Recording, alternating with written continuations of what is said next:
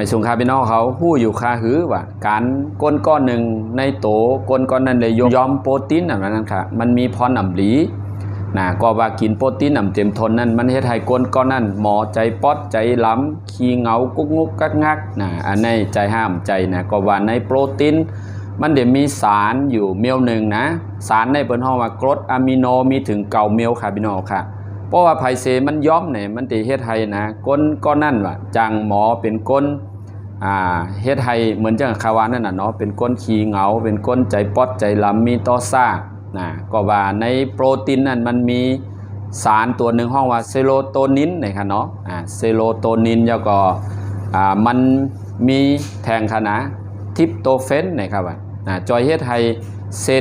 ส้นประสาทก้นนั่นนะเฮ็ดให้มันดีขึ้นว่าย่อก็จังเฮ็ดให้หมอหายในคณะหมอหายใจป๊อดใจล้ำเป็นก้นใจหลีใจโคใจยุ่มนากีใจยุ่มย่อก็อ่ำป้อขีป้อเหงานะเลยเช่นนั้นอ่ำป้อสุกซักอ่ำป้อว่นน้ำในค่ะเพราะว่าหันถึงว่าดีจึงหือไผก็เย่าจัดตัวเจ้าเก่าว่าเป็นจอมหนังคาเฮาลาดไว้5เนี่ยมาจัดตัวค่ะคลิปหน้าค่ะเดี๋ยวมาต่างเนว่าเตกินเมลไหลเตเลยหายในค่ะเนาะไม่สงค่ะ